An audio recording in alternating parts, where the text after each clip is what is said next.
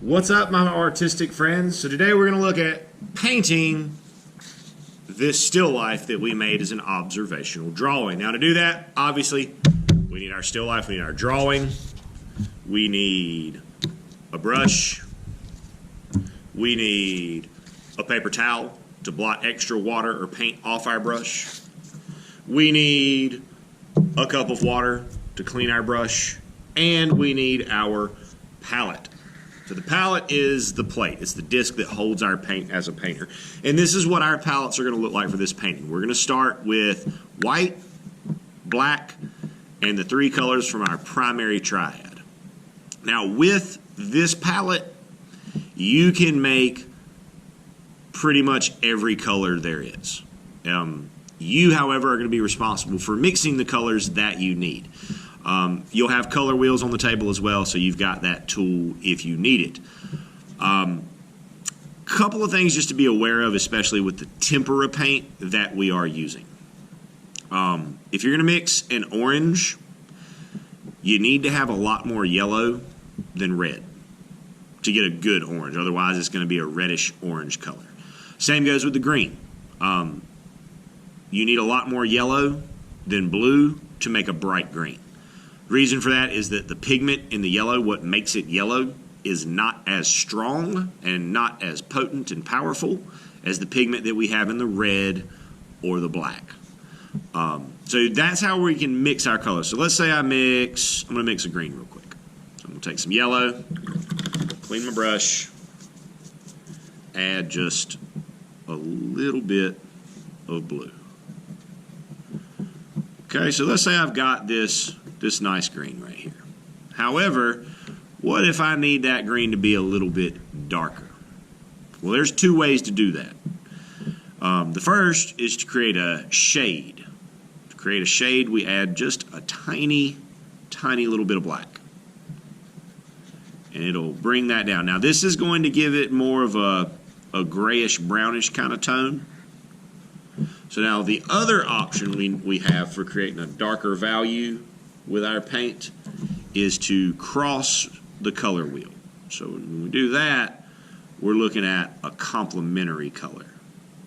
So we'll start with some green, and then we can add just a tiny, tiny, tiny little bit of red, because red is the complement to green. It's across the color wheel.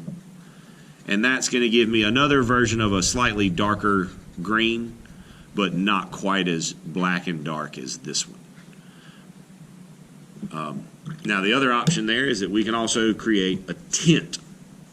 A tint is when we add white to a color. So let's make this, take some of that blue, take some of this red, see if I can get it. I'm going to get a lot of red in there because I want a purple that leans more to the red side. So there I have a reddish violet purple. Now with that color I can do several things. I'm going to pull some of that over here. So I can create a tint of that color, a little bit of white, mix it in. We always mix colors on our palette. We want to try best we can to not be mixing colors on our paper, because when we do it that way, we're not really sure what we're going to end up with. So there, a little bit of white tints that up. It brings it up to a more of a pinkish purple. And then on this other one, I'm going to cross my color wheel. We'll add a little bit of yellow. Dull that down, gray that down just a little bit. Then I'm going to tint it with just a little bit of white. And see, now that, once I add that yellow into that purple, it gives me more of this reddish brown type color. I'm not going to be giving you brown, so you're going to have to experiment around a little bit with mixing these colors to see what you can make to do what you're trying to do. With that being said, quick just demo how to work the palette. I'm going to speed it up, and we're going to take a look at the actual painting. So as we start painting, with paint, especially with tempera, we tend to work less from light to dark and more from the middle. And then from the middle, we can lighten part of it and then darken part of it. But it's usually best if we start somewhere in our mid-tone range.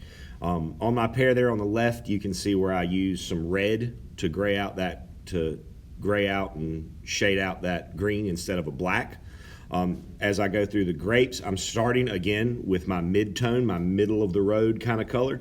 And where you see me put some of that grape color on the plate, that's because white things reflect the colors around. They don't reflect it like a mirror, like you're not going to see a picture of the grape, but you will see a little bit of that grape color getting thrown back and reflected back off of that white plate. Now here I've got my midtones, I've got my darks on the bottom, and then I'm coming in and putting in my highlights on the top. And you'll see me bounce around, like put some paint on something and then leave it alone for a little bit and then come back to it. That's because I'm trying to give that paint a second to dry. And then again here on the lemon, on that bottom edge of the lemon where I'm making that shadow, that's not with black, that's by adding just a little bit of purple to my yellow. And then on the peach, and again, you can see under the lemon, I threw a little bit of that yellow color onto the plate for reflection. And then mix it up, getting the peach covered. The browns, you're going to have to do your best. You're not going to be able to have, probably not, I'm not going to give you browns, so you're going to have to make that yourself and make something that's close. Then when my plate actually started, when I started on the plate, I actually started with kind of a bluish gray color. And you'll see why, because in a minute, once I start mixing this white into it, it's going to even that out, and it's going to give me some really, really nice shadows. In our background, we don't have to focus much about like super detail, so we're just going to use some really long brush strokes on the table, and we're going to layer those on top of each other with different color and different tone. And as we do that, it's going to start to create some texture for us. Then when we get to the wall, we still want to use some of that texture, but we want to use a shorter brush stroke because we don't want the wall to look the same as the table, because after all, walls are not tables. Good luck, guys. Happy arting.